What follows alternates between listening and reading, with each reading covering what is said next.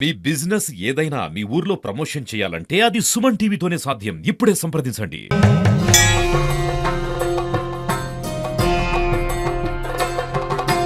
తీర్థయాత్రలు చేస్తున్న వాళ్ళందరిలో ముందుగా కాశీకి వెళ్ళాలా, రామేశ్వరం వెళ్ళాలా అనే ఒక సంశయం వస్తోంది. కానీ ముందు కాశీకి వెళ్ళాలి. కాశీలో గంగా స్నానం చేయాలి. అది పుణ్య నది, స్వయంభూ నది. శివుని శిరము నుండి ఎంతో భాగీరథ మహాముని భాగీరథుడు కష్టపడితే వచ్చినటువంటి కాశీ గంగా స్వయంభూ శివుని శిరస్సు నుండి ఉద్భవించిన గంగామాత. ముందు దేహాన్ని మనసును పవిత్రం చేసుకుంటే కాశీలో మునిగినంత మాత్రమే మనసు ప్రశాంతత పొందుతుంది. రామేశ్వరం ఉన్నది సాగరం, సముద్రం, అనేకమైనటువంటి సముద్రాలు ఉన్నాయి. అయితే మనము గంగా నదిని తీసుకొని వెళ్ళి ముందు రామేశ్వరంలో కలపాలి. ఒకసారి కాశీకి వెళ్ళి ఒకసారి రామేశ్వరంకి వెళ్లితే అది సంపూర్ణమైన యాత్ర కాదు. కాకపోతే చాలా మందికి అలా అవకాశం రాకపోవచ్చు. కానీ తొందరతో కనీసం కాశీకైతే ముందు వెళ్ళి కాశీ విశ్వేశ్వరుని మనం దర్శించుకోవాలి. తర్వాత కాశీ గంగను ఇంట్లో ఉంచుకోవచ్చా లేదా అని చాలా మందికి సమస్యలు ఎదురవుతాయి. ఎందుకంటే కాశీ శ్మశానంలో ఉన్న నీటిని మనం ఇంటికి తెచ్చుకొని వాటికి శుభకరమైనటువంటి కార్యక్రమాలకు వినియోగించవచ్చా? అందులో అన్ని శవాలను వేస్తుంటారు కదా, నిత్య శవాలు కడుగుతూ ఉంటారు, నిత్య శ్మశానము అది. కానీ కాశీకి మొత్తం ప్రపంచంలో ఉన్న ఘనమైన శ్మశానమే కాశీ అయినా ఆ కాశీ అత్యంత పవిత్రమైనది. ఏ జీవి అయినా చేరవలసింది అక్కడికి అనేటువంటి ఒక వైరాగ్య బోధన చేస్తూ ఉంటుంది. ఎప్పుడైనా గంగా నది అతి పవిత్రమైనది. కాశీలో గంగా స్నానం చేస్తే 1,000,000 జన్మల పాపం పోతుంది. ముందుగా రామేశ్వరం వెళ్లి అమ్మవారి ముక్కుపుడక చూడాలి మనము అని అనుకునే వాళ్ళకి కాశీ స్నానం చెయ్యండి, రామేశ్వరానికి ప్రవేశం తక్కువ, పూర్తి ఫలితాన్ని తీర్థయాత్ర ఫలితాన్ని ఇవ్వదు. కాశీని దర్శించుకున్నాక గయాను దర్శించుకొని పితృదేవతలకు పిండ ప్రదానం చేసుకోవాలి. మనకు వెనుక బోర్డు ఎంత హోంవర్క్ ఉండంగా ఇవాళ ఎగ్జామ్స్ రాస్తామంటే అది మనకి సిలబస్ తలకెక్కదు కదా. ముందు కాశీకి వెళ్లితే గయా వెళ్లి పితృదేవతలందరికీ తర్పణాలు వదాలి. పితృదేవతలకు ఏమీ చెయ్యకుండా మేము రామేశ్వరంకి వెళ్ళి వస్తాము, అక్కడ పూజలు చేసుకుంటాము అంటే రామేశ్వరంలో చేసుకునే విశేషమైన పూజలు వేరే. కాశీలో ఉన్నటువంటి ముందు తల్లిదండ్రులు గతించిన వాళ్ళకి ముందు కాశీలో పిండ ప్రదానం చేసి గయాలో తల్లి, తండ్రి, తాత, ముత్తాత, పితామహులకు అంటే పితృదేవతలందరూ కూడా ఎప్పుడైనా పాపాలు చేసి వాళ్ళు నరకాల్లో ఉంటే మనం చేసే పుణ్యాలు ఏవి కూడా మోక్ష సాధకాలు కావు. కాబట్టి ముందుగా కాశీకి వెళ్ళి అక్కడ పిండ ప్రదానాలు, గయాలో పిండ ప్రదానాలు చేసుకున్న తర్వాత మన పితృదేవత అందరూ మోక్ష మార్గానికి వెళ్ళిన తర్వాత అప్పుడు మనం శుచి శుభ్రం అవుతాం. మనకు వెంట పెద్ద పెద్ద గ్యాంగ్ ఉండంగా మనం పూజలు చేసుకుంటే వాళ్ళు పుణ్యఫలాలు ఇవ్వండి. మనకి దేవతలు ఎంత ముఖ్యమో పితృదేవతలు కూడా అంతే ముఖ్యము. పితృదేవత అందరూ పుణ్యశీలులు అయితేనే మన పుణ్యం ముందుకు పోతుంది.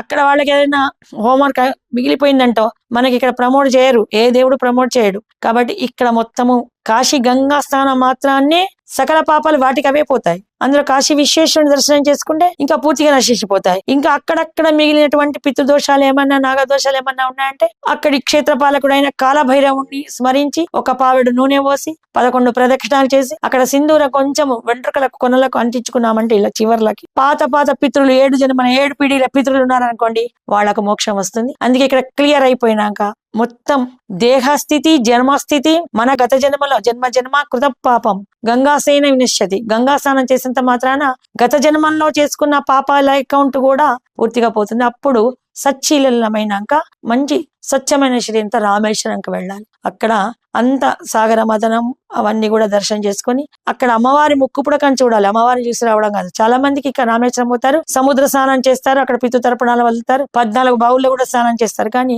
అమ్మవారి ముక్కు పుడకని చూడరు. అమర్నాథ్ పోతే 2 పౌరాలను చూడాలి, లేకుండా ఆ 2 పౌరాలను చూడకుండా అమర్నాథ్ యాత్ర వేస్ట్. యాత్రకు వెళ్లేటప్పుడు యాత్ర విశేషాలు తెలుసుకొని వెళ్ళడం ముఖ్యం. అందుకనే మనకి సంశయం అవసరం లేదు. ముందుగా కాశీకి వెళ్ళాలి, కాశీ నీటిని తీసుకుపోయి రామేశ్వరంలో కలపాలి, అక్కడి ఇసుకని తీసుకువచ్చి కాశీ గంగలో కలపాలి. అప్పుడు యాత్ర పూర్తి అయినట్టు. అంటే 2 సార్లు కాశీకి, ఒక్కసారి రామేశ్వరం వెళ్లితేనే కాశీ యాత్ర సంపూర్ణమైనట్టు. మళ్ళీ మనము తిరిగి కాశీకి వెళ్ళలేనప్పుడు మన ఊర్లో ఉన్నట్టు గోదావరి నదిలో గాని, గౌతమి, కృష్ణ, తుంగభద్ర ఎక్కడికైనా ఆ రామేశ్వరం ఇసుకను తెచ్చుకొని ఆ ఇసుక మాత్రం ఇంట్లో పెట్టుకోకూడదు. దానికి కొన్ని నియమాలు ఉన్నాయి. కొన్ని వేద శాస్త్రాలు ఇసుకని ఇంట్లో పెట్టుకోకూడదని చెప్తున్నాయి. కాబట్టి ఏదైనా దేవాలయ ప్రాంగణాల్లో గాని అటువంటి వీలు కానప్పుడు దేవాలయాల పునరుద్ధరణ ఎక్కడ శుచి శుభ్రత ఉన్నప్పుడు మన ఇసుక మూటలు ఎక్కడ పడేస్తారన్నప్పుడు మన ఇంట్లోకి కడప దాటించకుండా మిద్దె మీది ఇళ్లలోనో కిటికీలలోనో లేకుండా గుమ్మానికి ఒక మేకు బయటకు కొట్టి ఆ మేకుకో చిన్న బాటిల్లోనో ఆ ఇసుక ఎంత చారెడు తీసుకొని ఉంచుకొని మనం ఏదైనా శుభకార్యాలు ఇంట్లో చేస్తున్నప్పుడు ముందు కాశీ సంతర్పణము, కాశీ గంగ ఇంట్లో ఉంటుంది పూజా మందిరంలో, ఆ కాశీ గంగను రామేశ్వరం ఇసుకను రెండు మన ఉన్న పుణ్య నదిలో కలపడం వల్ల ఇసుక అనేది ఏంటంటే తెలుసా మీకు, ఇసుకలో జీవశక్తి ఉంది. ఒక్క పిరికెడి ఇసుక కొన్ని సంవత్సరాల తర్వాత ఒక బండెడు ఇసుక అవుతుంది.